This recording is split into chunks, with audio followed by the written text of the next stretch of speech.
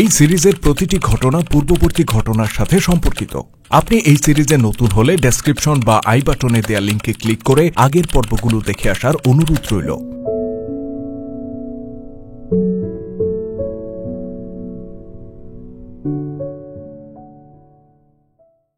637 খ্রিস্টাব্দের এপ্রিল মাস মোতাবেক 16 হিজরির রবিউল আউয়ালের একদিন। এদিন খলিফাতুল মুসলিমিন হযরত ওমর রাদিয়াল্লাহু তাআলা আনহু বাইতুল মুকাদ্দাসে 10 দিন অবস্থান করে বিদায় নেন। বিদায় নেওয়ার আগে তিনি বিস্তারিতভাবে খোঁজখবর নিয়েছিলেন যে রোমান সৈন্যরা বর্তমানে কোথায় কোথায় আছে। সামগ্রিকভাবে রোমানরা পরাজিত হয়েছিল। তাদের সম্রাট হেরাক্লিয়াস সিরিয়া ত্যাগ করে চলে গিয়েছিলেন। রোমান সেনাবাহিনীর নামকরা সালাররা মারা গিয়েছিল। কিছু গুরুত্বপূর্ণ স্থান ছিল যেগুলো তখনও রোমানদের দখলে ছিল। সেখান থেকে রোমানদেরকে তাড়িয়ে দেয়া জরুরি ছিল। এমন জায়গাগুলোর মধ্যে একটি জায়গার নাম ছিল কায়সারিয়া। এটি রোম উপসাগরের বন্দরস্থল ছিল। এখান থেকে রোমানদেরকে হটানো খুবই জরুরি ছিল, কেননা রোমানদের নৌবাহিনী তখনও পূর্ণ শক্তিতে বিদ্যমান ছিল এবং তাদের এই নৌবাহিনী ছিল অত্যন্ত শক্তিশালী। তারা এই শক্তি মুসলিমদের বিরুদ্ধে ব্যবহার করতে পারছিল না, কেননা মুসলিমরা নৌপথে লড়াই করত না। অবশ্যই তাদের নৌবাহিনী সাহায্যের জন্য ব্যবহৃত হতো। রিজার্ভ ফোর্স অবতরণের জন্য কায়সারিয়া বন্দরস্থল ব্যবহার হতো। আমিরুল মুমিনিনের নির্দেশে কায়সারিয়ার পূর্বে বাইতুল মুকাদ্দাস অবরোধ করা হয়েছিল। বাইতুল মুকাদ্দাস অধিকারে এলে আমিরুল মুমিনিন হযরত ওমর রাদিয়াল্লাহু তাআলা আনহু হযরত ইয়াজিদ ইবনে আবু সুফিয়ান রাদিয়াল্লাহু তাআলা আনহুকে কায়সারিয়া অবরোধ করার জন্য নির্দেশ দেন। ওমর রাদিয়াল্লাহু তাআলা আনহু বলেন, ইবনে আবু সুফিয়ান, এটা ভেবো না যে তোমাকে এখনই এই কেল্লাটি দখল করতে হবে। এটি অত্যন্ত মজবুত কেল্লা পরিবেষ্টিত স্থান। রোমানরা অতি সহজে এই স্থানটি তোমার হাতে দেবে না। আক্রমণ করে করে নিজের শক্তি বিনষ্ট করবে না। কায়সারিয়ায় রোমেওদের সংখ্যা অনেক এবং সেখানে রসদেরও কোনো ঘাটতি নেই। শত্রুরা এটাই চাইবে যে তুমি ওই কেল্লায় আক্রমণ করে করে এত দুর্বল হয়ে যাও যে হয়তো এ কারণেই একসময় তুমি অবরোধ তুলে নিতে বাধ্য হবে, অথবা তোমাকে দুর্বল অবস্থায় পেয়ে শত্রুরা বাইরে বেরিয়ে আসবে এবং তোমার বাহিনীর উপর হামলা করবে, যেন তুমি পিছু হটতে বাধ্য হও। ইয়াজিদ রাদিয়াল্লাহু তাআলা আনহু বলেন, আমিরুল মুমিনিন, কেল্লা দেরিতে পদানত হোক কিংবা দ্রুত, আমি জানি যে সেদিক থেকে সাহায্য আসবে। আমি সেই সাহায্য আসতে দেব না। হযরত ওমর রাদিয়াল্লাহু তাআলা আনহু বলেন, তোমার প্রতি আল্লাহর রহম হোক।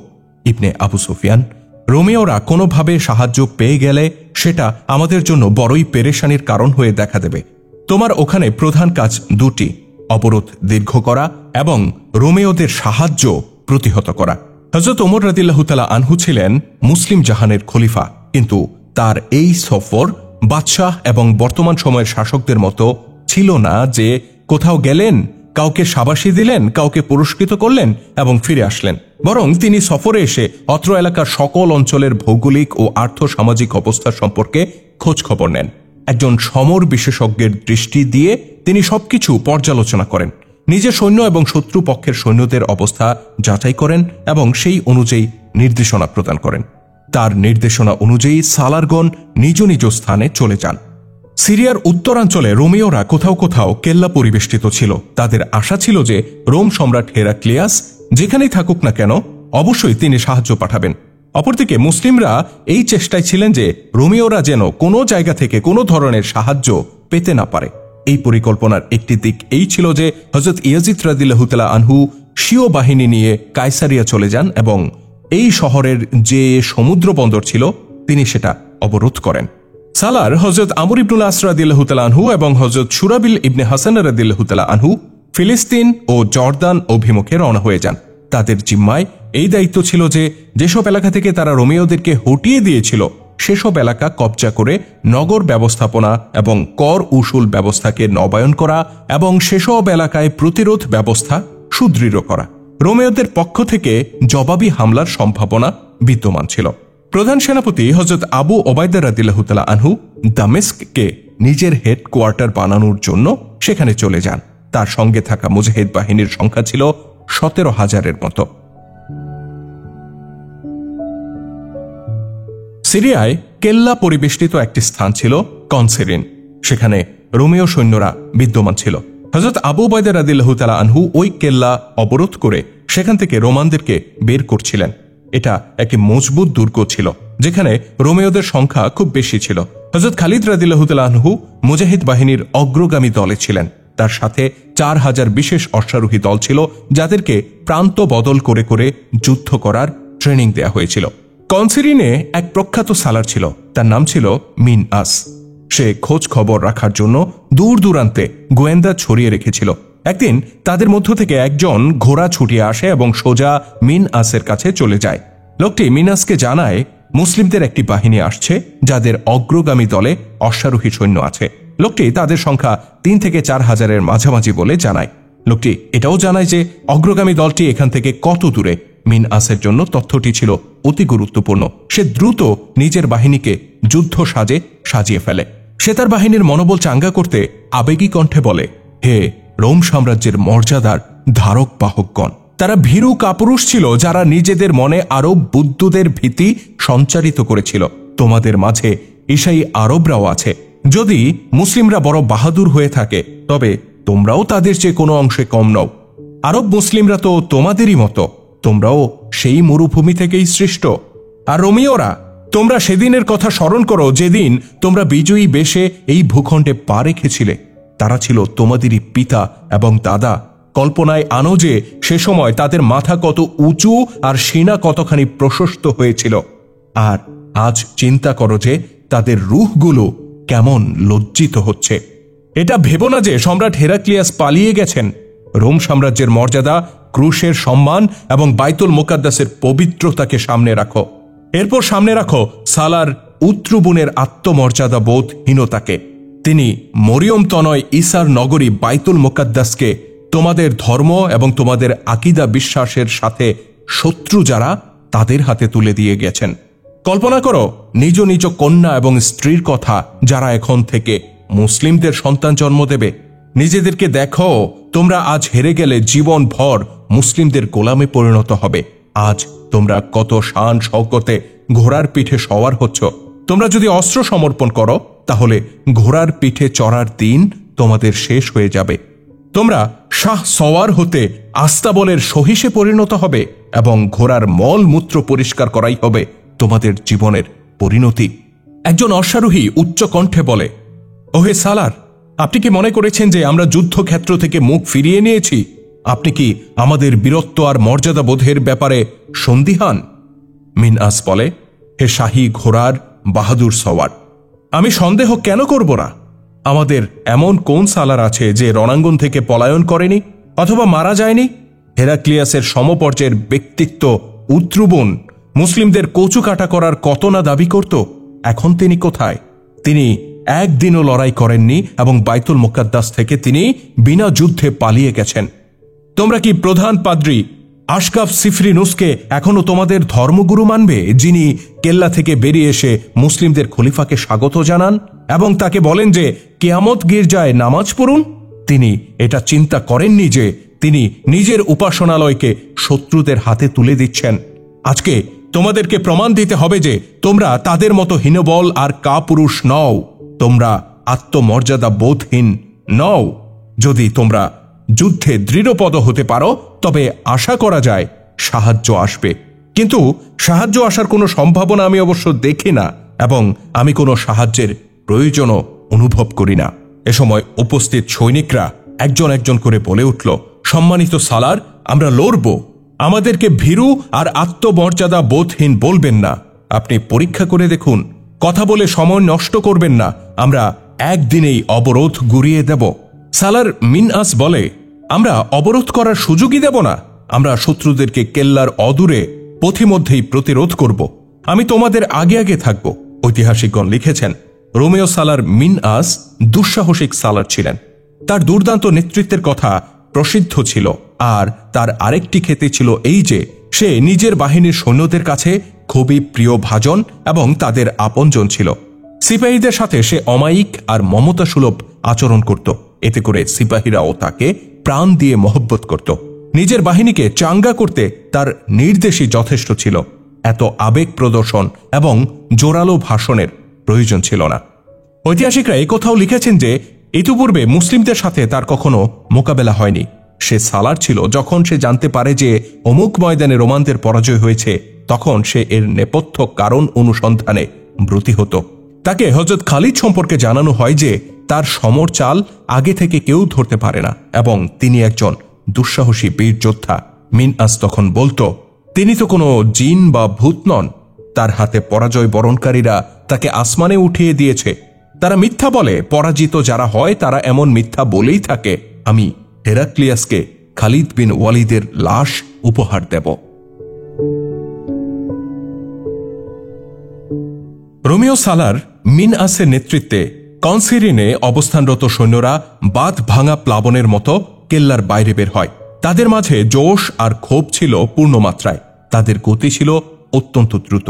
ওদিকে খালিদ রাদিয়াল্লাহু তাআলা আনহুর নেতৃত্বে 4000 অশ্বারোহী বিজয়ী বেশে এগিয়ে আসছিল। তারা সাধারণ সফরের বিন্যাসে ছিল। কথা ছিল তারা কনসিরিনের কাছাকাছি গিয়ে থামবে এবং বাদবাকি সৈন্য আসার অপেক্ষায় থাকবে। কনসিরিন থেকে কয়েক মাইল দূরে খাতের নামক একটা জায়গা ছিল। পথিমধ্যে এই স্থানটি পড়ত। খালিদ রাদিয়াল্লাহু তাআলা আনহুর বাহিনী যখন খাতের নামক স্থানটির কাছাকাছি পৌঁছায়, তখন সামনের গতিবিধির উপর নজরদারি করতে যাদেরকে পাঠানো হয়েছিল তাদের একজন ছুটে আসে এবং খালিদকে জানায় রোমানদের একটি বিরাট দল এগিয়ে আসছে। খালিদ রাদিয়াল্লাহু তাআলা আনহু গর্জন করে বলেন, খোদার কসম, আমি আমিনুল উম্মতের জন্য অপেক্ষা করব না। বাকি সৈন্য এবং মূল বাহিনী আমিনুল উম্মত হযরত আবু উবাইদা রাদিয়াল্লাহু তাআলা আনহুর সঙ্গে পেছনে ছিল। হযরত খালিদ রাদিয়াল্লাহু তাআলা আনহুর উচিত ছিল তাদের আগমনের জন্য অপেক্ষা করা, কেননা তাকে জানানো হয়েছিল যে রোমীয় সৈন্যদের সংখ্যা অনেক বেশি। কিন্তু খালিদ রাদিয়াল্লাহু তাআলা আনহুর মন অপেক্ষা করতে রাজি ছিল না। তিনি তার দলটিকে তড়িৎ গতিতে যুদ্ধ বিন্যাসে বিন্যস্ত করে ফেলেন। এই দলটি চোখের পলকে বিন্যাস পরিবর্তনের ট্রেনিং প্রাপ্ত ছিল। মুহূর্তে মুহুর্মুহু প্রান্ত বদল করে তারা শত্রুর চোখে ধুলা দিতে পারত।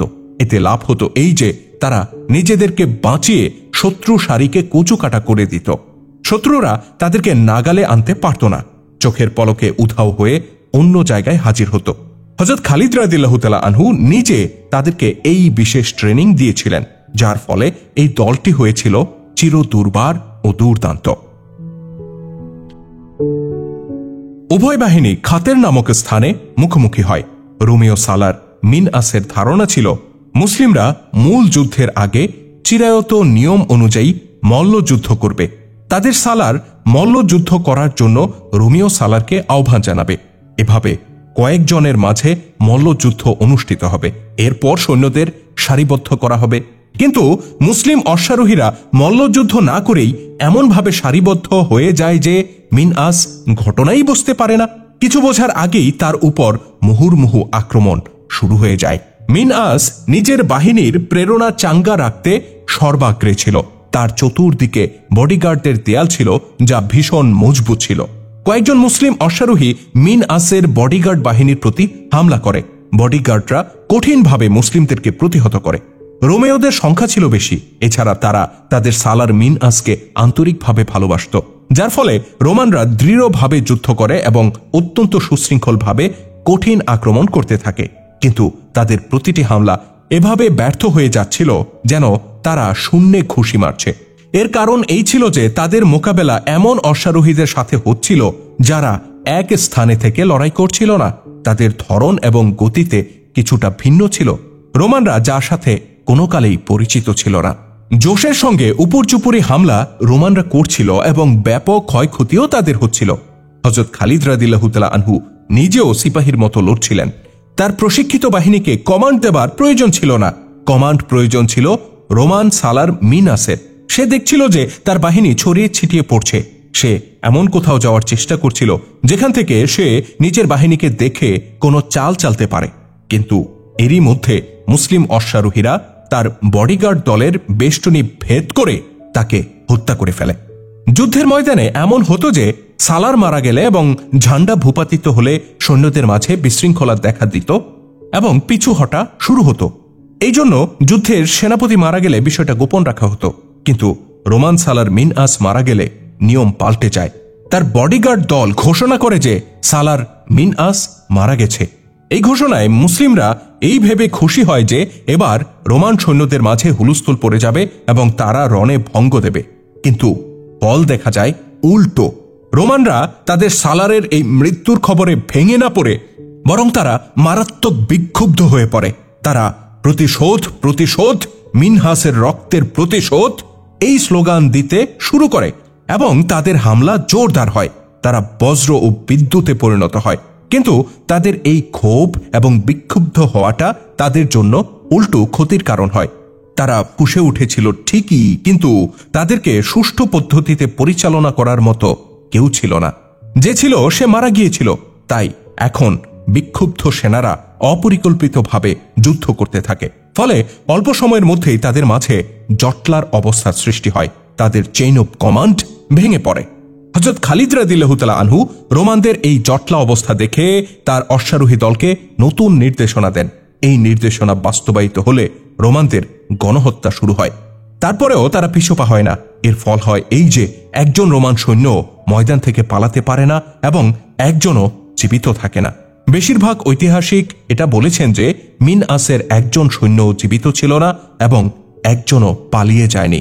তাদের তুলনায় মুসলিমদের প্রাণহানি ছিল অত্যন্ত নগণ্য।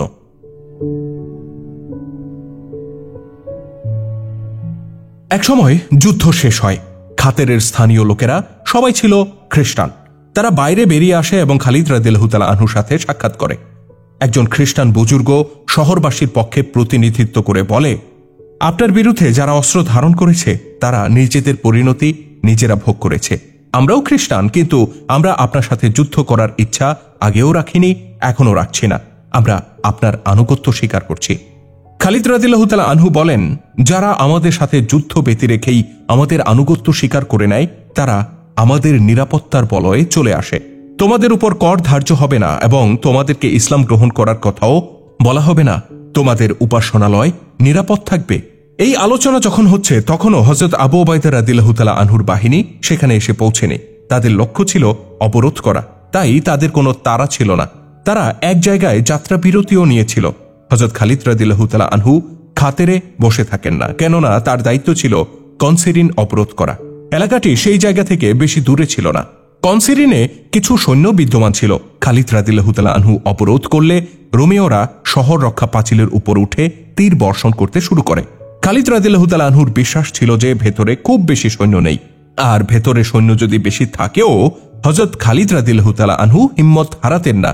তিনি নিজের পক্ষের একজন দূতকে এই বার্তা দিয়ে কেল্লার দরজার কাছে পাঠান, হে রোমীয়রা, যদি তোমরা আকাশের গা ঘেঁষে চলমান মেঘমালার মধ্যেও হতে, তবু আমাদের আল্লাহ আমাদেরকে তোমাদের পর্যন্ত অথবা তোমাদেরকে আমাদের পর্যন্ত পৌঁছে দিতেন। আমরা তোমাদেরকে সুযোগ দিচ্ছি, অত্যন্ত করুণ পরিণতির শিকার হওয়ার আগেই কেল্লার দরজা খুলে দাও। যদি দরজা আমাদেরকে খুলতে হয় তাহলে সন্ধির শর্ত তোমাদের কোমর ভেঙে দেবে। তোমাদের সালার মিনআস খাতেবের বাইরে মরে পড়ে আছে এবং যে সৈন্য সে সাথে করে নিয়ে গিয়েছিল তাদের একজনও জীবিত নেই। আমরা তোমাদেরকে করুণ পরিণতির ব্যাপারে সতর্ক করছি। এই বার্তার নগদ ফল হয়। কেল্লার দরজা সাথে সাথে খুলে যায়। মুসলিমরা বিজয়ী বেশে শহরে প্রবেশ করে। করের অঙ্ক এবং অন্যান্য শর্ত নির্ধারিত হয়। এর মধ্যে সাধারণ একটি শর্ত এই ছিল যে কনসিরিন শহর এবং তার শহরবাসীর জান মালের নিরাপত্তার দায়িত্ব মুসলিমদের উপর বর্তাবে। আর যে লোক এই শহর ছেড়ে চলে যায় সে নিজ পরিবারের সঙ্গে কিংবা একাকী নিজের মাল সম্পদ নিয়ে চলে যেতে পারবে। কনসিরিন শহর যখন হযরত খালিদ রাদিয়াল্লাহু তাআলা আনহুর পূর্ণ অধিকারে চলে আসে তখন আবু উবাইদা রাদিয়াল্লাহু তাআলা আনহু তার অবশিষ্ট বাহিনী নিয়ে সেখানে পৌঁছেন। আবু উবাইদা খালিদ রাদিয়াল্লাহু তাআলা আনহুর সাথে কোলাকুলি করেন। তিনি বলেন, আবু সুলাইমান, তোমার উপর আল্লাহর রহম হোক। আমি খাতেবের বাইরে রোমানদের লাশ দেখে এসেছি। আবু উবাইদা রাদিয়াল্লাহু তাআলা আনহু সেদিনই মদিনায় খলিফাতুল মুসলিমিন বরাবর বার্তা পাঠান। সেই বার্তায় তিনি খালিদ রাদিয়াল্লাহু তাআলা আনহুর বিরাট সফলতার পূর্ণ বিবরণ লিখে পাঠান। এই সফলতা এই দৃষ্টিকোণ থেকে বিরাট ছিল যে রোম সাম্রাজ্যের কফিনে এটা ছিল আরেকটি পেরেক স্থাপন। আর এই কাজটা খালিদ তার মুষ্টিমেয় অশ্বারোহী বাহিনীকে নিয়ে একাই করে ফেলেছিলেন। প্রায় সকল ঐতিহাসিক লিখেছেন আমিরুল মুমিনিন এই বার্তাটি পাঠ করে বলেছিলেন, আল্লাহ তাআলা খালিদকে জন্মগতভাবেই যুদ্ধ করা এবং যুদ্ধ পরিচালনার জ্ঞান প্রদান করেছেন। আবু বকরের উপর আল্লাহর রহমত বর্ষিত হোক, তিনি আমার চেয়ে মানুষকে ভালো চিনতেন।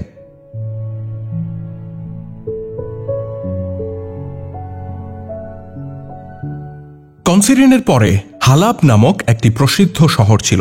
সেখানে রোমীয়দের একটি বড় দল কেল্লাবদ্ধ ছিল। সেখানে যে রোমীয় সালার কেল্লাপতি ছিলেন তার নাম ছিল উইকন্যা। তিনিও অভিজ্ঞ সালার ছিলেন। তিনি জীবনে অনেক যুদ্ধে অংশ নিয়েছিলেন এবং সকল যুদ্ধে বিজয়ী হয়েছিলেন। হযরত আবু উবাইদা রাদিয়াল্লাহু তাআলা আনহু এবং হযরত খালিদ রাদিয়াল্লাহু তাআলা আনহু হালাব অভিমুখে যাত্রা করেছিলেন। রোমীয় সালার উইকন্যা যথাসময়ে জানতে পারেন যে মুসলিম বাহিনী এগিয়ে আসছে। রোমীয় সালাররা কিছুদিন ধরে এই নিয়ম চালু করেছিল যে তারা যখন শুনত মুসলিম বাহিনী আসছে তখন তারা সৈন্যদেরকে একত্রিত করে উত্তেজনাকর ভাষণ দিত এবং কেল্লার বাইরে এসে লড়াই করত। এটা একটা দুঃসাহসিক পদক্ষেপ ছিল। সম্ভবত তারা এর মাধ্যমে এটা প্রকাশ করতে চায় যে তারা মুসলিমদেরকে ভয় করে না।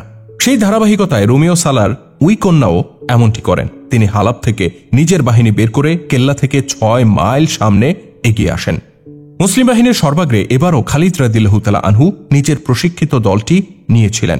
উইকন্যাও তার সঙ্গী সালার মিন আসের মতো মুসলিমদের অগ্রগামী বাহিনীর সাথে যুদ্ধে অবতীর্ণ হওয়ার পন্থা অবলম্বন করেন। উইকন্যার বিশ্বাস ছিল যে তিনি মুসলিম বাহিনীকে কেল্লার অদূরেই শেষ করে ফেলবেন। মিন আসের মতো তারও ধারণা ছিল যে সামনাসামনি এসে মুসলিম বাহিনী থেমে যাবে এবং যুদ্ধ বিন্যাসে বিন্যস্ত হয়ে লড়াই করবে। এবারও খালিদ রাদিয়াল্লাহু তাআলা আনহু আগের মতোই যুদ্ধ করেন। রোমীয়দের আসার সংবাদ পেয়েই তিনি নিজের দলটিকে যুদ্ধ বিন্যাসে ঠেলে সাজান। রোমীয়দের দেখে খালিদ রাদিয়াল্লাহু তাআলা আনহু তার নিজের দলকে থামান না, তাদেরকে 3 ভাগে ভাগ করে পার্শ্ব দেশ থেকে হামলা শুরু করে দেন। অশ্বারোহীরা এভাবে প্রান্তের পর প্রান্ত বদল করে লড়াই করে যে রোমানরা চতুর্দিক থেকে মাঝখানে এসে জমা হয়। এ সময় খালিদ রাদিয়াল্লাহু তাআলা আনহু সম্মুখ দিক থেকেও হামলা করেন। খালিদ রাদিয়াল্লাহু তাআলা আনহুর এই আক্রমণাত্মক পলিসি উইকন্যার জন্য অযাচিত ছিল। তিনি যে পরিকল্পনা করেছিলেন তার বিপরীতটা এখানে হয় এবং তার বাহিনীর পা উপড়ে যায়। এই যুদ্ধেও রোমানদের সংখ্যা মুসলিমদের তুলনায় অনেক বেশি ছিল। উইকন্যার বাহিনীর মনোবল একটা পর্যায়ে ভেঙে যায়। তিনি নিজে পিছু হটেন এবং কেল্লায় গিয়ে আশ্রয় নেন। কেল্লাটি ছিল পাহাড়ের উপর অবস্থিত, এই কারণে তা দখল করা খুব কঠিন ছিল। মুসলিমরা কেল্লা অবরোধ করে রাখে। উইকন্যা অনেকবার নিজের বাহিনীকে কেল্লা থেকে বের করে মুসলিমদের উপর হামলা করান, কিন্তু অযথা প্রাণহানি ছাড়া আর কোনো ফায়দা হয় না। উইকন্যার আশা ছিল সম্রাট হেরাক্লিয়াস সৈন্য এবং রসদ সামগ্রী পাঠাবেন। সম্ভবত তার এই তথ্য জানা ছিল না যে প্রায় সমগ্র সিরিয়ায় মুসলিমরা ছড়িয়ে পড়েছিল এবং এখন আর কোথাও থেকে কোনো ধরনের সাহায্য পাবার সম্ভাবনা ছিল না। একসময় উইকন্যা হামলার ধারা বদল করে দেন এবং কেল্লার অভ্যন্তরেই চুপচাপ বসে থাকেন। মুসলিমরা যে কোনো উপায়ে কেল্লার অভ্যন্তরে যাওয়ার চেষ্টা করছিল, কিন্তু সফল হতে পারছিল না। এভাবে অবরোধকাল 4 মাস পেরিয়ে যায়। দীর্ঘ অবরোধে কেল্লার অভ্যন্তরে রোমানরা এমন উদ্বিগ্ন এবং ভীত সন্ত্রস্ত হয় যে উইকন্যা একদিন তার দূত মারফত বাইরে এই বার্তা পাঠায় যে তিনি অস্ত্র সমর্পণ করতে প্রস্তুত আছেন। উইকন্যার এই আশা ছিল না যে খালিদ রাদিয়াল্লাহু তাআলা আনহু তার দেয়া শর্ত মেনে নেবেন। তার শর্ত ছিল এই যে তাকে এবং তার সকল সৈন্যকে কেল্লা থেকে নিরাপদে চলে যাবার সুযোগ দিতে হবে। তার দূত যখন ফিরে গিয়ে তাকে জানায় যে মুসলিমরা তার শর্ত মেনে নিয়েছে, তখন তিনি হতবাক হয়ে যান। তিনি বলেন, না, এমনটা তো হতে পারে না যে বিজয়ীরা ওই সৈন্যদেরকে ক্ষমা করে দেবে যারা তাদের সামনে অস্ত্র সমর্পণ করে। আমি জানি কপালে কি আছে। যখন খালি হাতে সৈন্যরা বাইরে বের হবে তখন তাদেরকে ঠান্ডা মাথায় হত্যা করা হবে। একসময় সেই ক্ষণ আসে যখন উইকন্যার বাহিনী অস্ত্রহীন অবস্থায় বাইরে বেরিয়ে আসে এবং তারা মুসলিমদের মাঝখান দিয়ে নিরাপদে চলে যায়। নিয়ম ছিল উইকন্যা সকলের আগে বের হবেন, কিন্তু তিনি সবাইকে অবাক করে দিয়ে সবার শেষেও বের হন না। হযরত খালিদ রাদিয়াল্লাহু তাআলা আনহু কেল্লায় প্রবেশ করলে উইকন্যা তাকে সাদর সম্ভাষণ ও উষ্ণ অভ্যর্থনা জানান। খালিদ রাদিয়াল্লাহু তাআলা আনহু বলেন, রোমীয় সালার, আপনি এবার যেতে পারেন। উইকন্যা বলে, ইবনে ওয়ালিদ, আমি যাব না। যদি আমি আপনাদের সঙ্গে থাকতে চাই তাহলে আমাকে কোন শর্ত মানতে হবে? খালিদ রাদিয়াল্লাহু তাআলা আনহু বলেন, আপনাকে ইসলাম কবুল করতে হবে, অতঃপর আপনার মর্যাদা তাই থাকবে যা এখন আছে।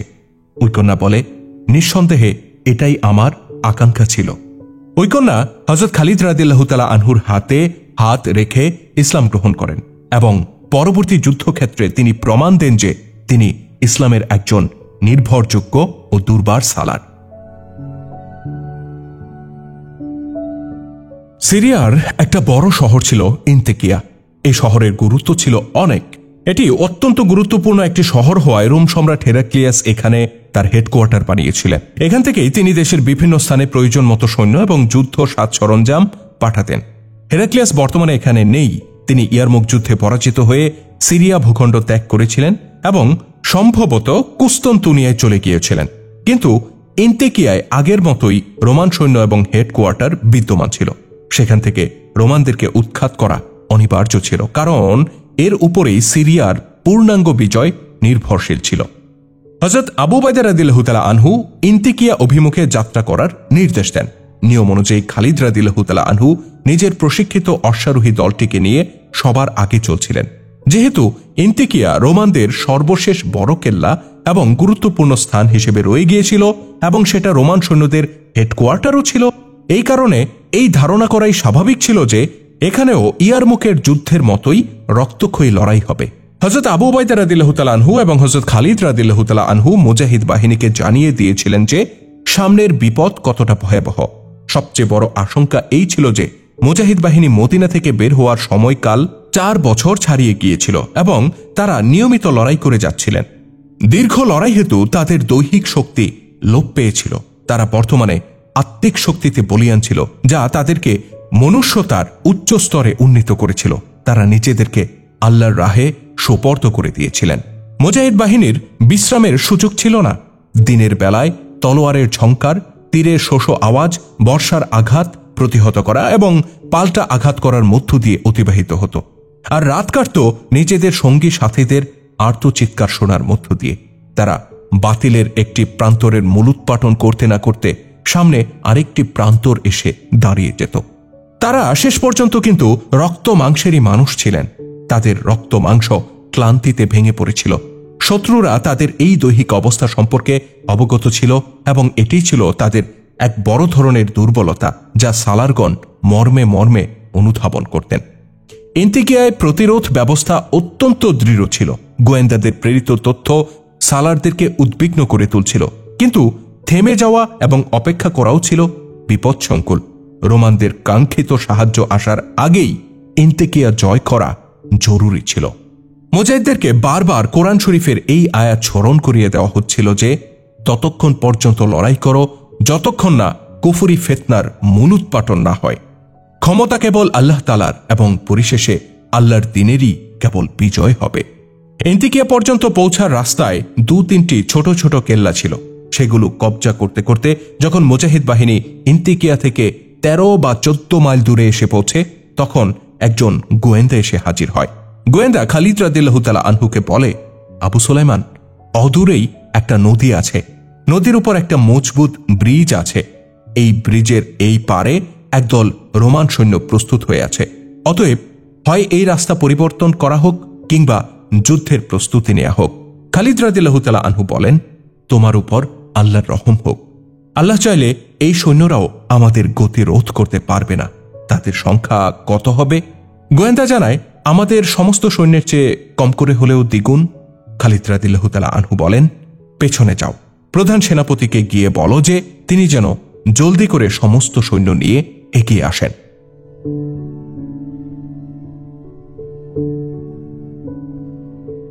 হযরত আবু উবাইদা রাদিয়াল্লাহু তাআলা আনহু যখন পূর্ণ বাহিনী নিয়ে আসেন, তখন পুরো বাহিনীকে যুদ্ধ সাজে ঢেলে সাজানো হয় এবং তাদেরকে অগ্রসর হওয়ার নির্দেশ দেওয়া হয়। রোমান বাহিনী খুব বেশি দূরে ছিল না। যে জায়গায় রোমান বাহিনী মুসলিম বাহিনীর গতি রোধ করতে দাঁড়িয়েছিল সেটা এন্তেকিয়া থেকে 12 মাইল দূরে ছিল। রোমান সালার এই প্রজ্ঞার পরিচয় দিয়েছিল যে তারা নদীকে তাদের পেছনে রেখেছিল। সেই জায়গায় বড় মজবুত একটা ব্রিজ ছিল। ব্রিজটিও রোমানদের পেছনে ছিল, অর্থাৎ তাদেরই দখলে ছিল। হযরত খালিদ রাদিয়াল্লাহু তাআলা আনহু রীতি অনুযায়ী অপেক্ষা করেন না। সামনে এসেই তিনি নিজের প্রশিক্ষিত অশ্বারোহী দলটিকে প্রশিক্ষণ মোতাবেক হামলা করার নির্দেশ প্রদান করেন। এর পেছনে তার এই উদ্দেশ্য ছিল যে এতে করে রোমানদের বিন্যাস ভেঙে যাবে অথবা বিপর্যস্ত হবে। খালিদের প্রশিক্ষিত বাহিনী তৎক্ষণাৎ আক্রমণ শুরু করে। যখন সৈন্যদের ঐক্যে ফাটল ধরতে থাকে, তখন হযরত আবু উবাইদা রাদিয়াল্লাহু তাআলা আনহু শত্রুদের এক পার্শ্ব বাহিনীর উপর হামলা শুরু করেন। পেছনেই নদী ছিল। হযরত খালিদ রাদিয়াল্লাহু তাআলা আনহুর চেষ্টা ছিল এই যে শত্রুদেরকে এতটুকু পেছনে ঠেলে দেওয়া যাতে নদী তাদের জন্য মুসিবতে পরিণত হয়, অথবা তাদেরকে এতটুকু সামনের দিকে এগিয়ে আনা যাতে তাদের পশ্চাতে যাওয়ার জন্য মুসলিম অশ্বারোহীদের জায়গা হয়ে যায়। হযরত আবু ওবায়দা এবং খালিদ রাদিয়াল্লাহু তাআলা আনহুর আক্রমণ কিছুটা এই ধরনের ছিল যাতে তাদের লক্ষ্য অর্জিত হয়, কিন্তু রোমীয় সৈন্যদের সালারও বেশ অভিজ্ঞ এবং সমর নেতৃত্ব ও রণকৌশলের ওস্তাদ ছিল। সে তার বাহিনীকে সুশৃঙ্খল রাখে এবং মুসলিমদের উপর হামলা করায় আর মুসলিমদের হামলাও প্রতিরোধ করে। এভাবে যুদ্ধ ক্রমেই রক্তক্ষয়ী হতে থাকে। হযরত খালিদ রাদিয়াল্লাহু তাআলা আনহু রোমান সালারদেরকে দেখতে পান। তিনি কয়েকজন অশ্বারোহীকে বলেন তারা যেন সম্মুখ বাহিনীর মাঝে ঢুকে পড়তে চেষ্টা করে। কয়েকজন অশ্বারোহী এই চেষ্টায় জীবন বাজি রাখে। অবশেষে কয়েকজন অশ্বারোহী রোমান সালার পর্যন্ত পৌঁছে যায় এবং তার বডিগার্ডদের ব্যূহ ভেদ করে সালারকে হত্যা করতে সফল হয়। রোমান ঝান্ডা ভূপতিত হলে সৈন্যদের মাঝে হুলস্থুল পড়ে যায় এবং তারা পিছু হটতে থাকে। অনেকে নদীতে লাফিয়ে পড়ে, বাকিরা ব্রিজ পেরিয়ে নদী পার হয়ে যায়। এভাবে পালিয়ে পালিয়ে তারা একসময় ইন্তেকিয়ায় গিয়ে পৌঁছে। হযরত আবু ওবায়দা রাদিয়াল্লাহু তাআলা আনহু এবং হযরত খালিদ রাদিয়াল্লাহু তাআলা আনহু ইন্তেকিয়া পৌঁছে কেল্লা অবরোধ করেন। রোমানদের যুদ্ধ করার মানসিকতা ময়দানেই শেষ হয়ে গিয়েছিল। খালিদ রাদিয়াল্লাহু তাআলা আনহু কয়েকবার ঘোষণা করেন যে কেল্লার দরজা খুলে দেয়া হোক, নতুবা কাউকে ক্ষমা করা হবে না এবং কোনো শর্ত মানা হবে না। রোমান সৈন্যরা আগে থেকে শক্তিহীন হয়ে গিয়েছিল এবং আর এখন তাদের মাঝে কোনো সালারও ছিল না। ময়দানেই সে নিহত হয়েছিল, ফলে তারা মুসলিমদের সাথে যুদ্ধ করার ঝুঁকি নেয় না। ভেতর থেকে একজন দূত বাইরে আসে। সে এসে অস্ত্র সমর্পণ করে এবং এই শর্ত পেশ করে যে রোমান সৈন্যদেরকে নিরাপদে চলে যাবার সুযোগ দিতে হবে। মুসলিম সালারগণ এই শর্ত মেনে নেন। কেল্লায় থাকা রোমীয় সমস্ত সৈন্য কেল্লা ছেড়ে চলে যায় এবং মুসলিমরা ইন্তেকিয়ায় প্রবেশ করে। 637 খ্রিস্টাব্দের 30 অক্টোবর ইন্তেকিয়া বিজয়ের মধ্য দিয়ে চূড়ান্তভাবে সমগ্র সিরিয়া ইসলামী খেলাফতের অন্তর্ভুক্ত হয়ে যায়। রোমানদের সর্বশেষ এবং সবচেয়ে বড় শহরও মুসলিমদের দখলে চলে আসে। এরপরে ছোট ছোট 2-4টি জায়গা রয়ে গিয়েছিল যেখানে রোমানরা বিদ্যমান ছিল, তবে তারা যুদ্ধের জন্য বিদ্যমান ছিল না, বরং পালিয়ে যাবার সুযোগ তাদের হচ্ছিল না। এভাবে 636 খ্রিস্টাব্দের শেষের দিকে সিরিয়া যেমন মুসলিমদের অধিকারে চলে আসে, তেমনি এই ভূখণ্ড থেকে রোমানদের শাসন ব্যবস্থা চিরতরে রহিত হয়ে যায়। অবসান ঘটে রোমীয় যুগের। শুরু হয় ইসলামী শাসন ব্যবস্থার নবযুগ। ক্ষমতার হয় হাত বদল ও পালা বদল।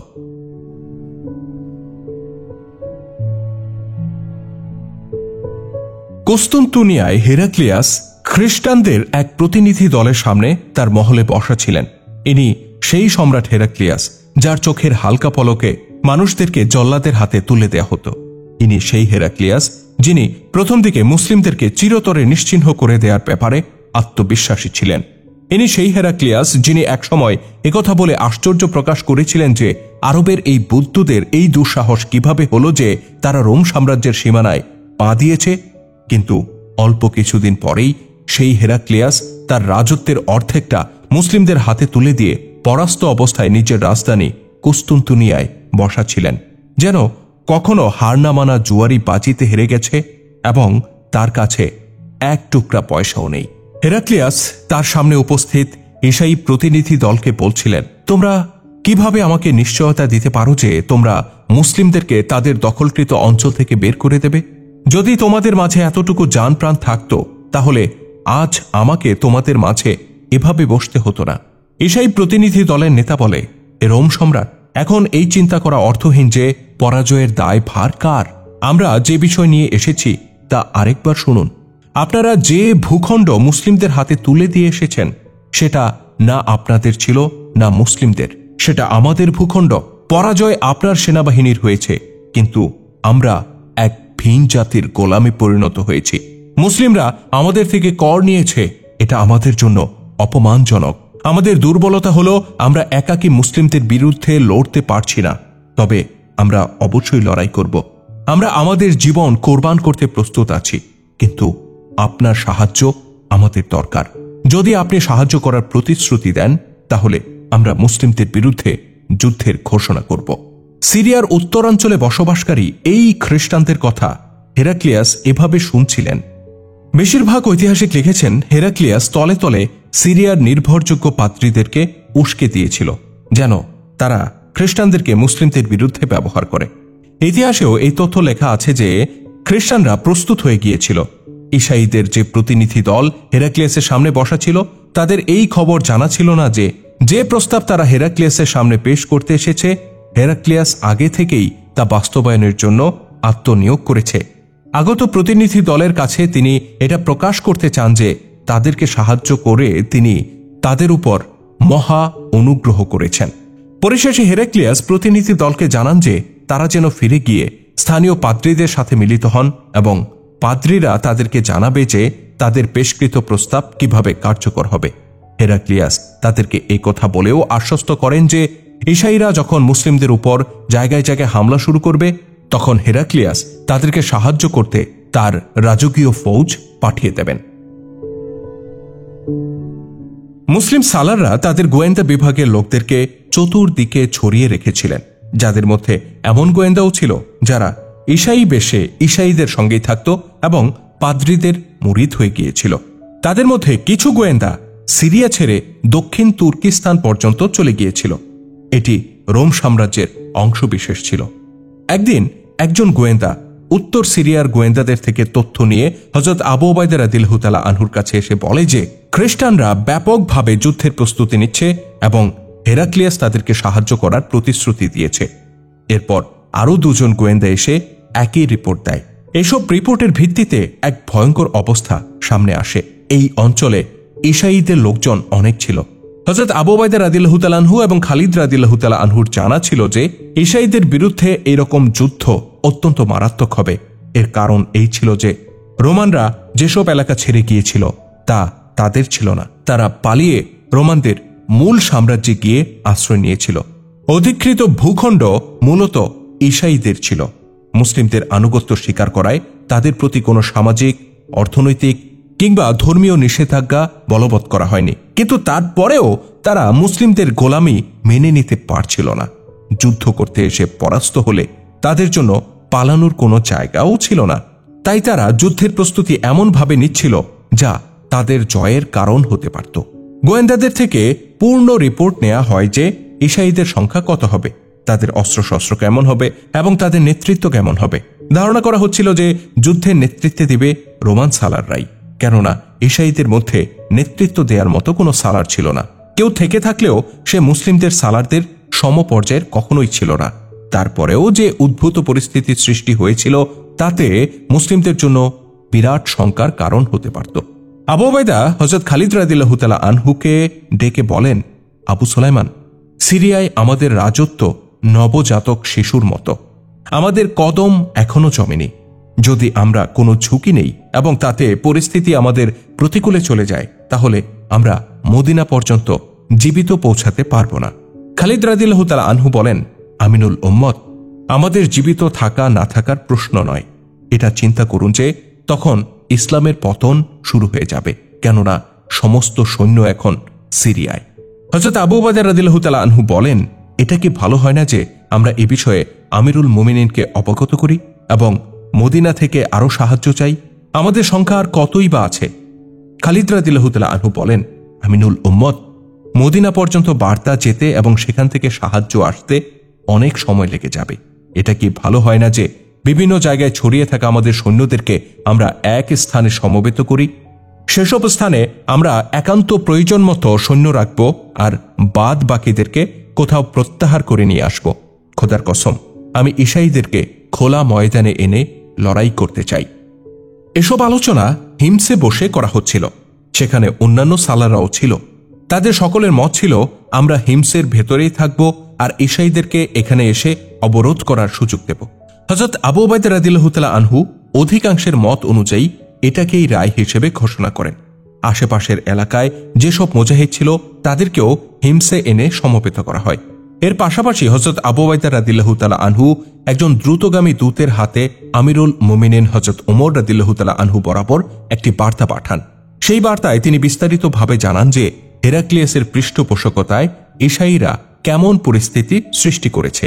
হযরত আবু উবাইদা রাদিয়াল্লাহু তাআলা আনহু এটাও লেখেন যে তিনি আপাতত সিদ্ধান্ত নিয়েছেন হিমসে কেল্লা পরিবেষ্টিত থেকেই তিনি লড়াই করে যাবেন। আরও 1.5 থেকে 2 মাস কেটে যায়। একদিন ঈসাইদের একটি বিরাট দল হিমসে এসে পৌঁছে এবং শহর অবরোধ করে। মুসলিমরা এর জন্য প্রস্তুত ছিল। তারা দীর্ঘ সময়ের জন্য খোরাক এবং তীর ইত্যাদির স্তূপ শহরে জমা করে রেখেছিল। ঈসাইরা মুসলিমদেরকে কেল্লাবদ্ধ দেখে এই ভেবে হতবাক হয়ে যায় যে যারা খোলা ময়দানে লড়াই করে অভ্যস্ত তারা কিভাবে কেল্লার ভেতরে থাকতে পারে। এটাকে খ্রিস্টানরা মুসলিমদের দুর্বলতা মনে করে। তারা মুসলিমদেরকে যুদ্ধের আহ্বান করতে থাকে। হরেক রকমের কথা বলে তারা মুসলিমদেরকে ভর্ৎসনাও করতে থাকে। মুসলিমদের পক্ষ থেকে সম্পূর্ণ নীরবতা অবলম্বন করা হয়।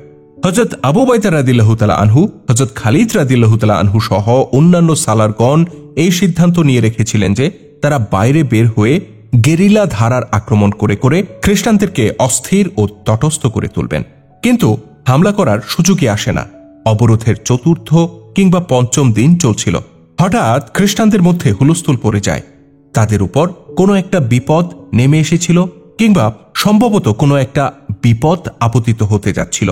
যেসব মুসলিম কেল্লা পাঁচিলের উপর দাঁড়িয়েছিল তারা অবাক বিস্ময়ে দেখছিলেন যে তাদের এরকম করার কারণটা কি। দূরের দিগন্তে ধুলি উড়ছিল। উড়ন্ত ধুলা ক্রমেই ছড়িয়ে পড়ছিল এবং উপর পানে উঠছিল। এটা কোনো কাফেলার উৎক্ষিপ্ত ধুলা ছিল না। দূর থেকেই বোঝা যাচ্ছিল যে এটা কোনো ফৌজের উৎক্ষিপ্ত ধুলাবালু হবে। যদি তারা কোনো ফৌজি দল হয়ে থাকে তবে হয়তো ঈসাইদের কোনো দল হবে কিংবা রোমীয় ফৌজ হওয়ার সম্ভাবনাই বেশি ছিল। ঈসাইদের মধ্যে যে হুলস্থুল পড়ে যায় তা ক্রমেই বৃদ্ধি পেতে থাকে এবং তারা যুদ্ধ করার বিন্যাসে বিন্যস্ত হতে থাকে। উৎক্ষিপ্ত ধূলিঝড় তখনও অনেক দূরে ছিল। খ্রিস্টানরা এক অজানা আতঙ্কে হিমসের অবরোধ গুটিয়ে নিয়েছিল এবং তারা একদিকে অতি দ্রুততার সাথে সরে যাচ্ছিল। মুসলিমরা কেল্লার দেয়ালে দেয়ালে নারাধ্বনি দিতে শুরু করে। ধুলাবালুর আস্তর ভেদ করে শনৈ শনৈ একদল ফৌজের আত্মপ্রকাশ ঘটতে থাকে। এটা ছিল একটি মুসলিম বাহিনী। খ্রিস্টানরা তাদের আগমনের খবর আগে থেকেই জেনে ফেলেছিল। ঐতিহাসিকরা লিখেন, খ্রিস্টানদের কোনো ট্রেনিং ছিল না। তারা অবরোধ অব্যাহত রাখলে নিজেরাই অবরুদ্ধ হয়ে যেত। হিমসের কেল্লার দরজা খুলে যেত এবং ভেতর থেকে মুসলিম বাহিনীও বেরিয়ে আসত। তখন ঈসাইদের পরিণাম হতো অত্যন্ত ভয়াবহ। তাদের সামনে এই আশঙ্কাও ছিল যে তারা বসতিতে কোনো সৈন্য রেখে আসেনি। ফলে যুদ্ধ শুরু হলে মুসলিমরা তাদের পরাজিত করে তাদের বসতিতে হামলা চালিয়ে বসতি গুড়িয়ে দেবে এবং বসতির একজন মানুষও জিন্দা থাকবে না। হিমসে অবরুদ্ধ মুসলিম বাহিনীকে যে মুসলিম ফৌজ সাহায্য করতে আসে তাদের সংখ্যা ছিল 4000। তাদের সকলেই অশ্বারোহী ছিলেন এবং তাদের সালার ছিলেন কাকা ইবনে আমর। এই মদত এভাবে আসে যে হযরত আবু উবাইদা রাদিয়াল্লাহু তাআলা আনহু খলিফাতুল মুসলিমিন হযরত ওমর রাদিয়াল্লাহু তাআলা আনহুকে বার্তা পাঠিয়েছিলেন। তিনি বলেছিলেন ঈসাইরা ট্রেনিং প্রাপ্ত সৈনিক নয়। তাদেরকে হযরত আবু উবাইদা এবং খালিদ রাদিয়াল্লাহু তাআলা আনহু সামলে নেবেন, কিন্তু সাহায্যের আশু প্রয়োজন। হযরত ওমর রাদিয়াল্লাহু তাআলা আনহু ইরাকে অবস্থানরত মুসলিম বাহিনীর সেনাপতি হযরত সাদ বিন আবু ওয়াক্কাস রাদিয়াল্লাহু তাআলা আনহুকে নির্দেশ পাঠান যে 3 জন সালারকে ঈসাই অধ্যুষিত এলাকায় পাঠিয়ে দাও। এই 3 জন সালারের মধ্যে ছিলেন হযরত সুহাইল ইবনে আদি, আব্দুল্লাহ ইবনে উতবা এবং আয়াজ ইবনে গানম। হযরত ওমর রাদিয়াল্লাহু তাআলা আনহুর ফরমানে এটাও লিখেছিলেন যে সালার কাকা ইবনে আমরকে 4000 অশ্বারোহী দিয়ে আবু ওবায়দার সাহায্যার্থে হিমসে পাঠিয়ে দাও। এভাবে কাকা অবরুদ্ধ মুসলিমদের সাহায্যে পৌঁছে যান। তার জানা ছিল না যে হিমস ঈসাইদের দ্বারা অবরুদ্ধ। তাদেরকে আসতে দেখেই ঈসাইরা অবরোধ তুলে নিয়ে চলে যায়। আমিরুল মোমিনিন বাস্তবই বলেছিলেন যে ঈসাইরা সুশৃঙ্খল কোনো বাহিনী নয়। এটা ঈসাইরা নিজেরাই প্রমাণ করে দেয় এবং তারা আরও প্রমাণ দেয় যে ঈসাইদের উপর মুসলিমদের নির্ভরশীল না হওয়া চাই। আর মুসলিমরা সিরিয়া বিজয়কে ততক্ষণ পূর্ণাঙ্গ মনে করতে পারে না যতক্ষণ না তারা ভেতরগত আশঙ্কারও মূলোৎপাটন করতে না পারে। ঈসাইদের এই যুদ্ধ পরিকল্পনার মাধ্যমে স্পষ্ট হয়ে গিয়েছিল যে ধর্ম এক না হওয়ার কারণে তাদের গাঁট ছাড়া এবং বন্ধুত্ব মূলত রোমানদের সাথেই। খলিফার নির্দেশে উপদ্বীপের সমস্ত এলাকা মুসলিমদের শাসন ব্যবস্থার অধীনে নিয়ে আসা হয়। ঈসাইদের বিরুদ্ধে কোনো রাষ্ট্রীয় পদক্ষেপ নেওয়া হয় না। যদি কোথাও ঈসাইরা সশস্ত্র হয়ে বাধা দেয় তাহলে তাদের বিরুদ্ধে যুদ্ধ অবলম্বন করা হয়। উত্তর সীমান্তকে সন্ত্রাসী কার্যকলাপ থেকে বাঁচাতে হযরত আবু ওবায়দা সীমান্তের ওপারে গিয়ে হামলা শুরু করেন। এসব রীতিনীতি ও পদক্ষেপের ফলে সিরিয়ার আভ্যন্তরীণ শান্তি ও নিরাপত্তা নিশ্চিত হয়। জনগণের জানমাল নিরাপদ হয়ে যায়।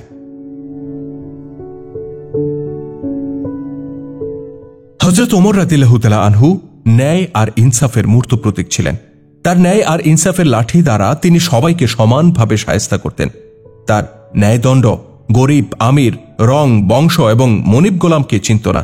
তজ্জুগে খালিদ রাদিয়াল্লাহু তাআলা আনহুর সমপর্যায়ের কোনো সালার ছিল না। তিনি ইসলামকে সিরিয়া, জর্ডান এবং ফিলিস্তিন পর্যন্ত প্রসার করেছিলেন।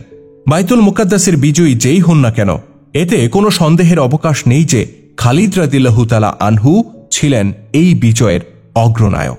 ওমর রাদিয়াল্লাহু তাআলা আনহু খালিদকে ব্যক্তিগতভাবে ভালো করে জানতেন। তিনি এটাও জানতেন কায়সার এবং কিসরার বিরুদ্ধে কিছু বিজয় এই জন্যই সম্ভব হয়েছিল যে সেসব যুদ্ধের ব্যাপারে খালিদ রাদিয়াল্লাহু তাআলা আনহু অসাধারণ দুঃসাহসিক সিদ্ধান্ত নিয়েছিলেন, যে কারণে তিনি খালিদকে প্রশংসাও করতেন।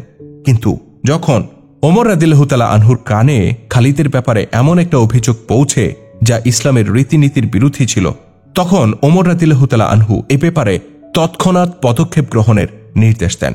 ওমর রাদিয়াল্লাহু তাআলা আনহু এটা ভাবেন না যে মর্যাদা ও সম্মানের বিচারে খালিদের অবস্থান কতটা উপরে। ঐতিহাসিকদের অনেকেই লিখেছেন হযরত ওমর রাদিয়াল্লাহু তাআলা আনহু খলিফা হয়েই সমস্ত বাহিনীতে একজন দুইজন করে বিশেষ গোয়েন্দা লাগিয়ে দিয়েছিলেন, যাদের দায়িত্ব ছিল সালার ও দায়িত্বশীলদের ব্যক্তিগত বিষয়ে নজরদারি করা।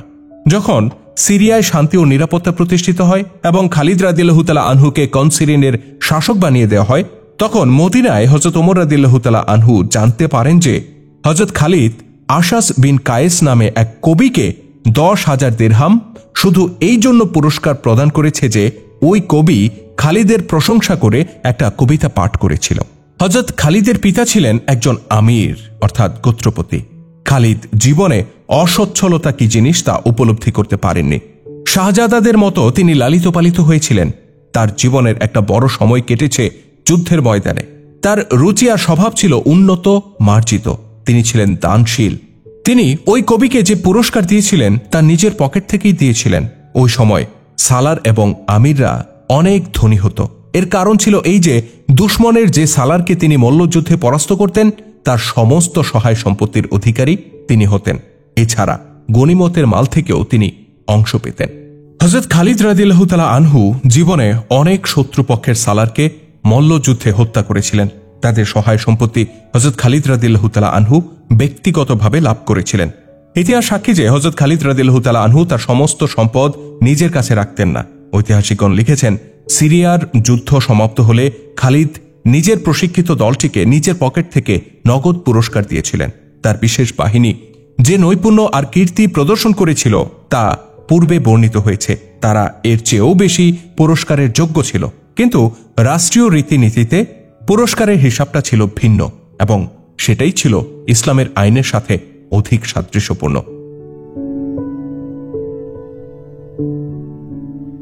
হযরত ওমর রাদিয়াল্লাহু তাআলা আনহু ইসলামের ইতিহাসের প্রখ্যাত মুয়াজ্জিন হযরত বেলাল রাদিয়াল্লাহু তাআলা আনহুর হাতে হযরত আবু ওবায়দার নামে একটি লিখিত পত্র পাঠান। চিঠিতে লেখা হয়, খালিদকে মুজাহিদদের মাঝে দাঁড় করাবে, তার মাথা থেকে পাগড়ি খুলে ফেলবে, পাগড়ি দ্বারা তার 2 হাত পিছ মোড়া করে বাঁধবে, তার মাথা থেকে টুপিও খুলে ফেলবে। এরপর তাকে জিজ্ঞাসা করবে সে আশাস ইবনে কায়েস নামীয় এক কবিকে যে পুরস্কার দিয়েছে তা কি নিজের পকেট থেকে দিয়েছে নাকি গনিমতের মাল থেকে দিয়েছে। যদি সে স্বীকার করে যে মালে গনিমত থেকে দিয়েছে তাহলে তাকে খেয়ানতকারী হিসেবে বন্দী করবে, আর যদি সে নিজের পকেট থেকে দিয়ে থাকে তাহলে তাকে অপচয়ের অভিযোগে অভিযুক্ত করবে।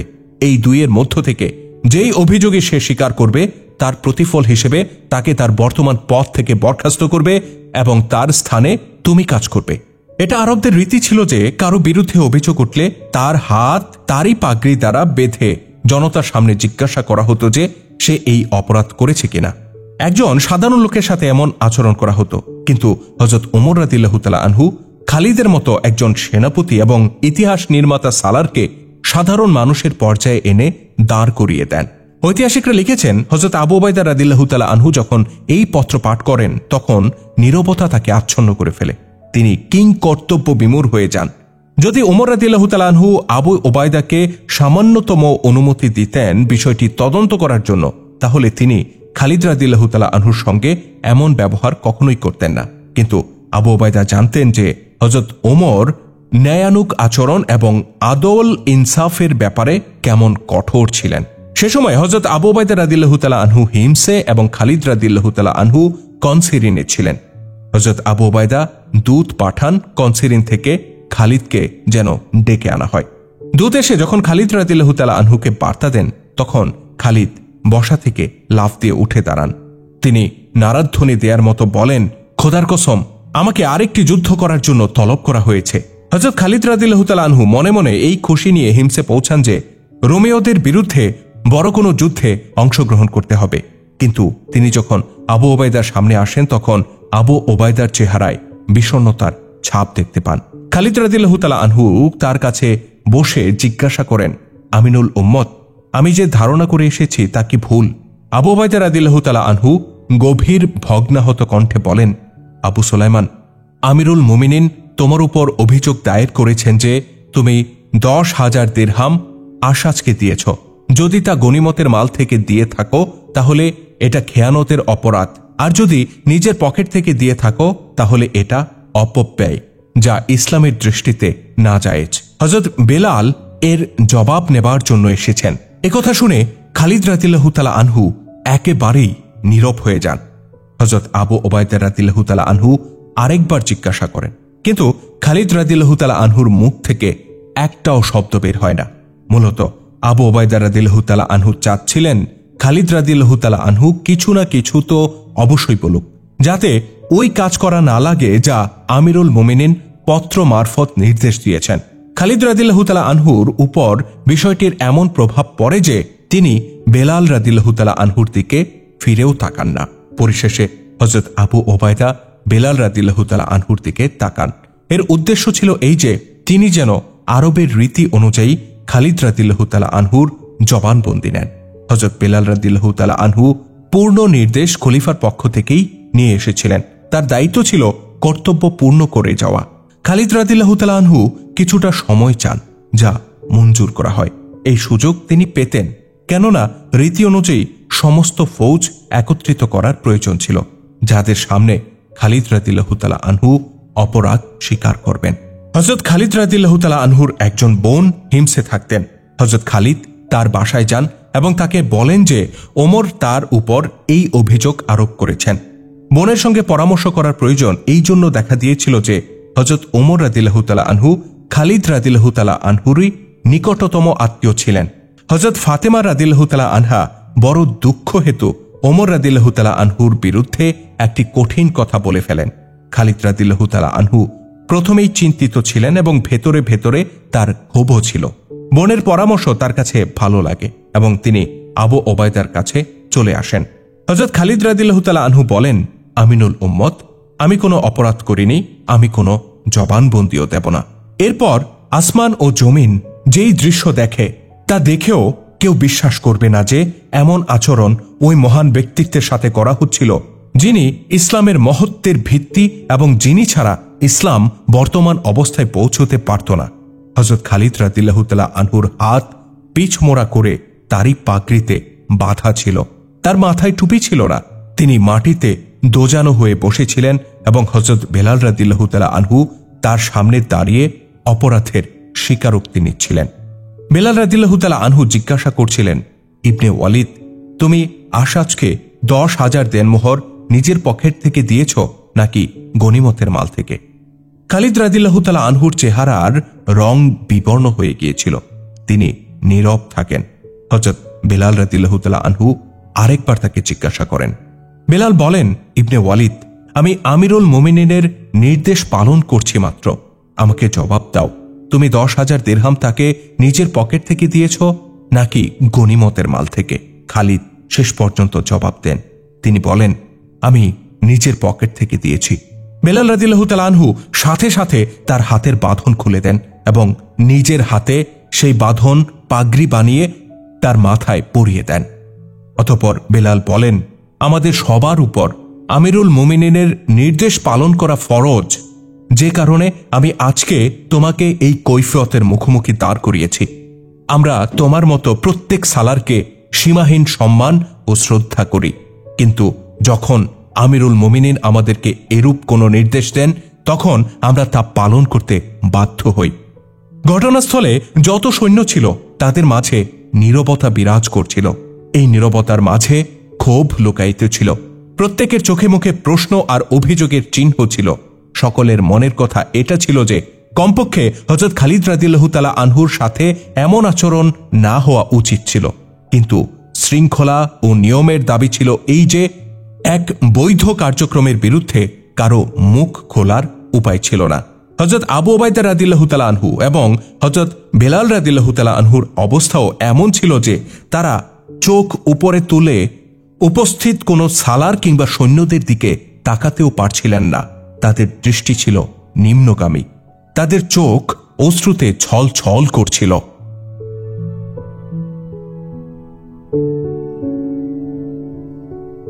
হযরত খালিদ রাদিয়াল্লাহু তাআলা আনহু এই ভেবে ঘোড়ায় চড়ে বসেন এবং সেখান থেকে চলে আসেন যে ব্যাপারটা মনে হয় এখানেই শেষ।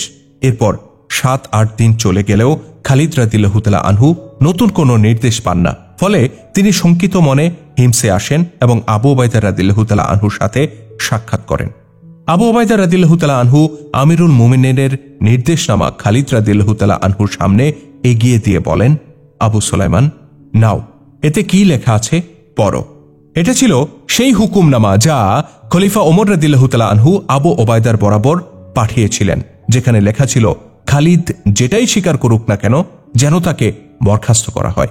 খালিদ রাদিয়াল্লাহু তাআলা আনহু হযরত আবু ওবায়দাকে বলেন, আপনার উপর রহম বর্ষিত হোক আমিনুল উম্মত।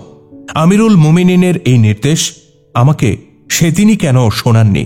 আবু ওবায়দা রাদিয়াল্লাহু তাআলা আনহু বলেন, খোদার কসম আবু সুলাইমান, তোমাকে যে দুঃখ দেয়া হয়েছে আমি এই নির্দেশনামা শুনিয়ে সেই দুঃখ আর বাড়াতে চাইনি।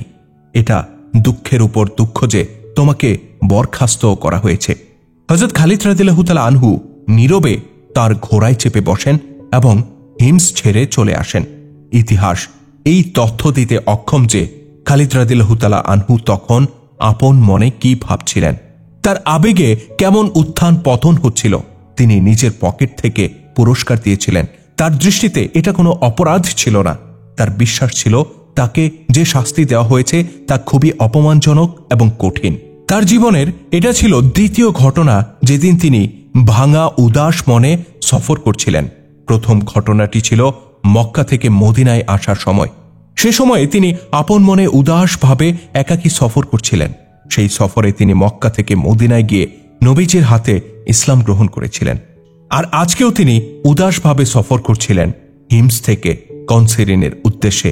তার স্মৃতিতে নানা কষ্ট, বেদনা, চাঞ্চল্য, না জানি কত শত চিন্তা ভিড় জমিয়েছিল। তিনি সেই চিন্তার ভিড় কেটে কেটে নীরবে পথ পাড়ি দিচ্ছিলেন। ঘোড়ার উপর তার নিয়ন্ত্রণ ছিল না। তিনি আত্মভোলার মতো পথ চলছিলেন।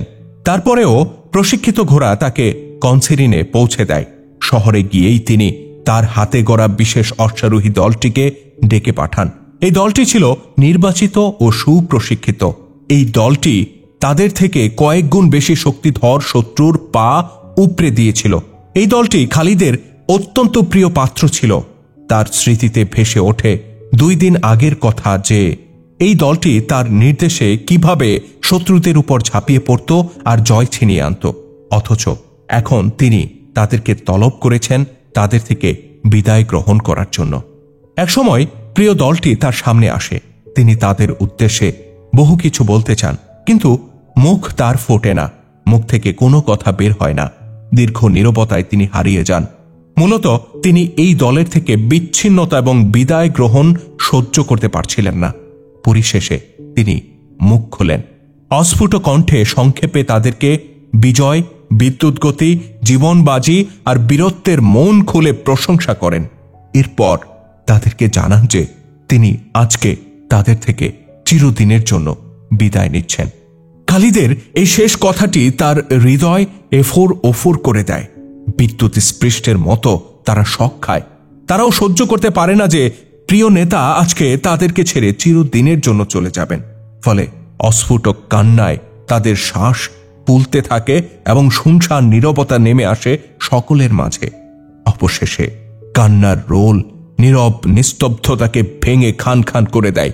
খালিদ রাদিয়াল্লাহু তাআলা আনহু ঘোড়ার মুখ ঘুরিয়ে নেন এবং সেখান থেকে দ্রুত প্রস্থান করেন, কারণ এই দৃশ্য তার সহ্যের বাইরে ছিল। সেখান থেকে খালিদ রাদিয়াল্লাহু তাআলা আনহু হিমসে চলে যান। সমস্ত মুজাহিদদের সঙ্গে দেখা করেন, ভাঙা মনে সবাইকে বিদায় জানান এবং মদিনার উদ্দেশ্যে যাত্রা করেন।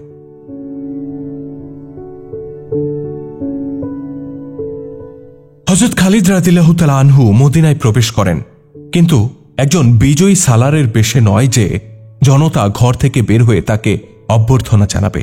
তার অবস্থা ছিল একজন সাজাপ্রাপ্ত আসামির মতো। ঘটনাক্রমে মদিনার এক গলিতে তিনি ওমর রাদিয়াল্লাহু তাআলা আনহুর মুখোমুখি হন। হযরত ওমর খালিদ রাদিয়াল্লাহু তাআলা আনহুর সমর কীর্তির কথা এভাবে স্মরণ করে বলেন, আবু সুলাইমান, তুমি ওই কাজ করেছ যা অন্যরা কেউ করতে পারবে না, তবে প্রত্যেকটা কাজ আল্লাহই করেন। খালিদ রাদিয়াল্লাহু তাআলা আনহু জবাবে বলেন, আর আপনি যে কাজ করেছেন তা কোনো মুসলমানের মনোপুত হয়নি। ইবনে খাত্তাব, আপনি আমার সাথে বেইনসাফি করেছেন। ওমর রাদিয়াল্লাহু তাআলা আনহু বলেন, কোথা থেকে এসেছে এই অর্থ সম্পদ যা তুমি অবৈধভাবে খরচ করেছ আবু সুলাইমান?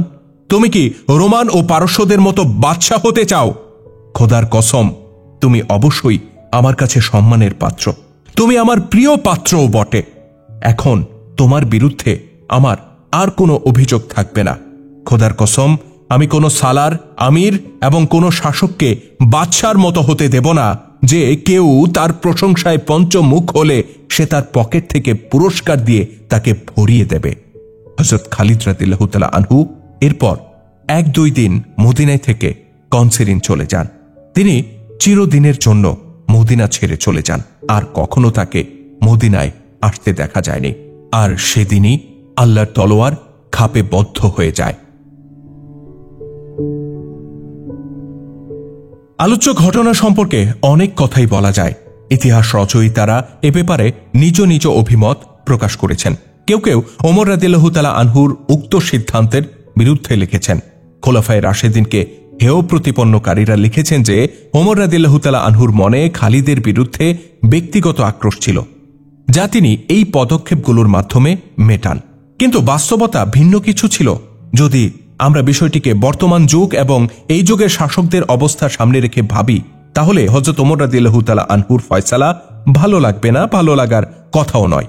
কিন্তু যদি আমরা সেই যুগের অবস্থা কল্পনায় আনি এবং তার গভীরে প্রবেশ করি, তাহলে আমরা এই সিদ্ধান্তে পৌঁছতে বাধ্য হব যে যুগ হিসেবে হযরত ওমর রাদিয়াল্লাহু তাআলা আনহুর ফয়সালাই সঠিক ছিল।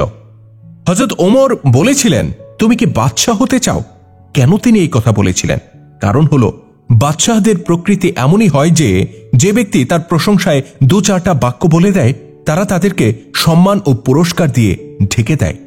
চিন্তা করুন, হযরত ওমর রাদিয়াল্লাহু তাআলা আনহুর দৃষ্টি ভবিষ্যতের পর্দা ভেদ করে কত গভীরে পৌঁছেছিল। খোলাফায়ে রাশেদিনের পরে আগত খলিফারা পুরস্কার এবং সম্মানের ধারার প্রচলন ঘটিয়েছিল। আব্বাসীয়রা তো পুরো দস্তুর বাদশাহী হয়ে গিয়েছিল। স্পেনের শেষ যুগ দেখুন, তখনকার চিত্র ছিল এমন যে রাজপুরীতে দরবার বসেছে, কবি সাহিত্যিক তারা গদ্য পদ্য দিয়ে কবিতা পড়ছে আর পুরস্কার নিজেদের থলিতে ভরছে। তখন খোশামত করা আর চাটুগিরি করা পেশায় পরিণত হয়েছিল। অথচ এই সব পুরস্কার ভোগী, প্রশংসাকারী এবং চাটুকাররাই স্পেনের রাজত্বকে কর্ডোভার পতন পর্যন্ত পৌঁছে দিয়েছিল। এরপর ইসলামী সাম্রাজ্য বাদশাহদের মাঝে খণ্ড বিখণ্ড হয়ে যায়। হিন্দুস্তানে মোগল সাম্রাজ্যের পুরস্কার প্রথার কথা তো সুপ্রসিদ্ধ। পরে একসময় এই কারণেই এই সাম্রাজ্যের পতন ত্বরান্বিত হয়। হযরত ওমর রাদিয়াল্লাহু তাআলা আনহুর দূরদৃষ্টি প্রত্যক্ষ করে যে যদি হাদিয়া, তোহফা এবং পুরস্কারের ধারা অব্যাহত থাকে, তবে তার পরিণামে পতন অনিবার্য। তাই তিনি হযরত খালিদ রাদিয়াল্লাহু তাআলা আনহুর মাহাত্ম্য ও সম্মান সত্ত্বেও ওই কঠোর পদক্ষেপ গ্রহণ করেছিলেন। তিনি এর দ্বারা সবাইকে সতর্ক করে দিতে চান যে অদূর ভবিষ্যতে কেউ যদি এমন অপব্যয় করে, তাহলে তার ক্ষমা নেই। বিচারের কাঠগড়ায় তাদেরকে দাঁড়াতেই হবে, শাস্তির সম্মুখীন হতেই হবে। তার এই পদক্ষেপ আপাত দৃষ্টিতে কঠিন ও রূঢ় মনে হলেও তার অন্তর্নিহিত বার্তা ছিল বড়ই শিক্ষামূলক। ভবিষ্যতের জন্য সকলেই সতর্ক হয়ে গিয়েছিল। এতে যেমন এক নাজায়েজ কাজের লাগাম টেনে ধরা হয়েছিল, তেমনি ইসলামী সাম্রাজ্যের পতনের এক সমূহ সম্ভাবনারও মূলোৎপাটন করা হয়েছিল।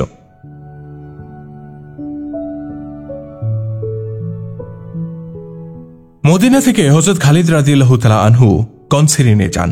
সেখান থেকে তিনি হিমসে চলে আসেন। বাদবাকি 4 বছর তিনি সেখানেই কাটান। এক সময় এমন পরিস্থিতি আসে যে খালিদ রাদিয়াল্লাহু তাআলা আনহু একেবারেই নিঃসম্বল ও কপর্দকহীন হয়ে পড়েন। কুরাইশদের শাহজাদা, রণক্ষেত্রের বাদশাহ, উদার মনের অধিকারী, অমায়িক, হাজার হাজার দিরহাম দানকারী মানুষটি একটা সময় চরম অর্থ সংকটে পড়ে যান। কিছুদিন আগে আমিরুল মুমিনিন কিছু মুসলিমদের জন্য ভাতা নির্ধারণ করেছিলেন, বাৎসরিক 3000 দিরহাম। খালিদ রাদিয়াল্লাহু তাআলা আনহু এই ভাতা পেতে থাকেন।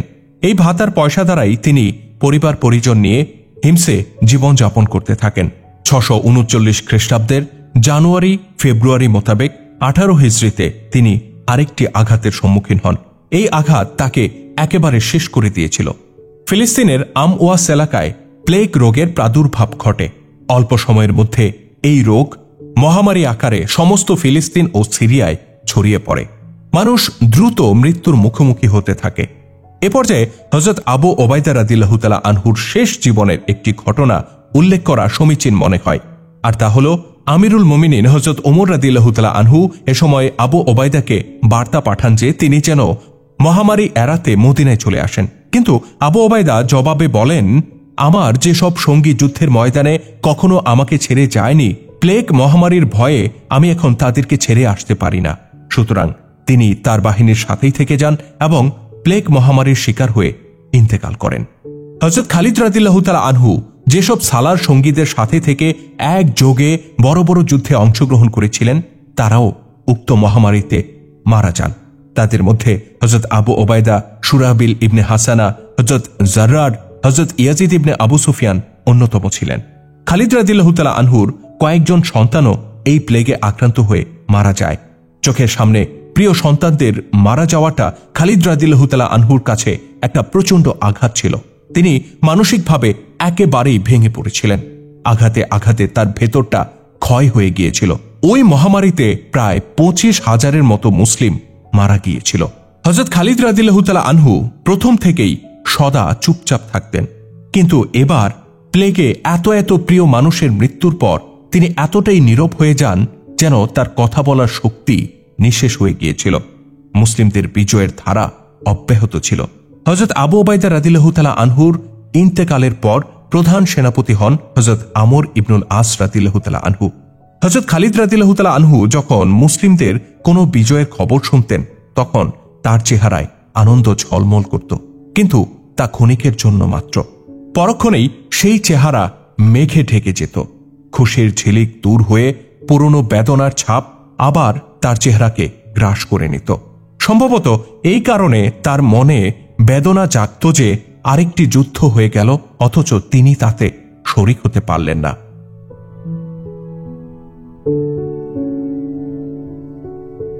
642 খ্রিস্টাব্দ মোতাবেক 21 হিজরিতে হযরত খালিদ রাদিয়াল্লাহু তাআলা আনহুকে এমন সব রোগ ঘিরে ধরে যা তাকে ভেতর থেকে অতি দ্রুত কুরে কুরে খেয়ে নিঃশেষ করে চলছিল। এটা ছিল আঘাত প্রতিঘাতের প্রভাব। একসময় তার শরীরে পচন শুরু হয়।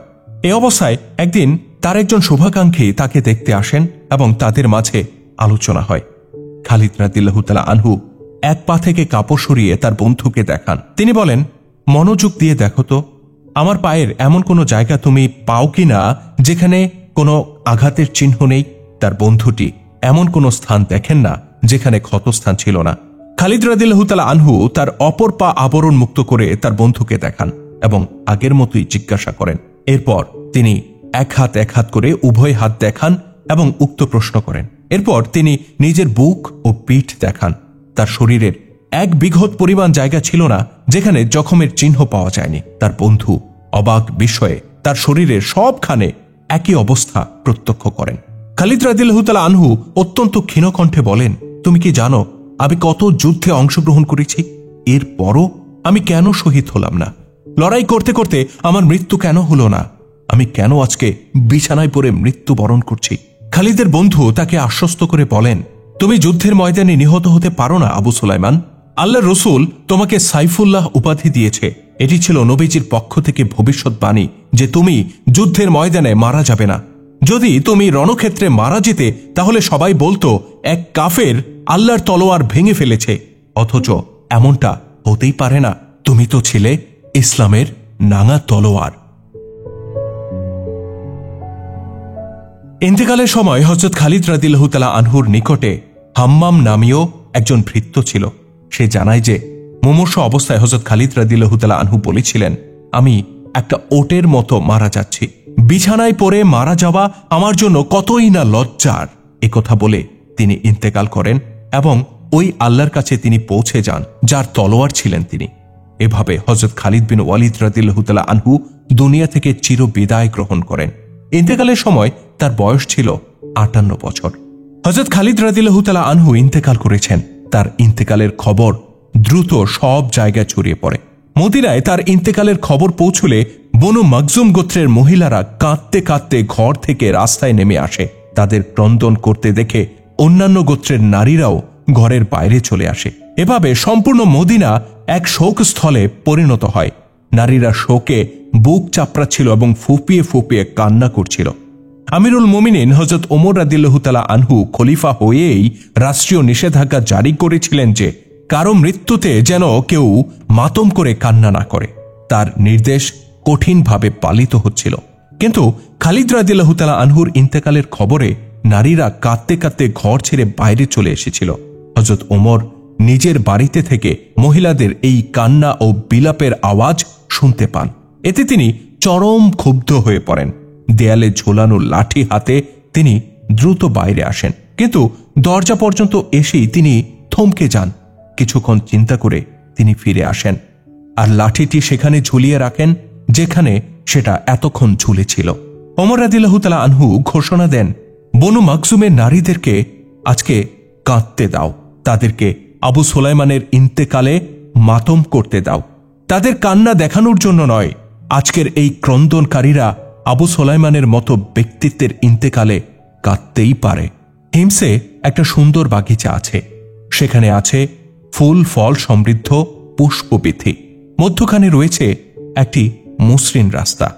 ওই বাগিচায় একটি মসজিদ আছে। মসজিদটি হযরত খালিদ বিন ওয়ালিদ এর নামে সুপ্রসিদ্ধ, অত্যন্ত আকর্ষণীয় মসজিদ। এই মসজিদের এক কোণায় হযরত খালিদ রাদিয়াল্লাহু তাআলা আনহুর কবর রয়েছে।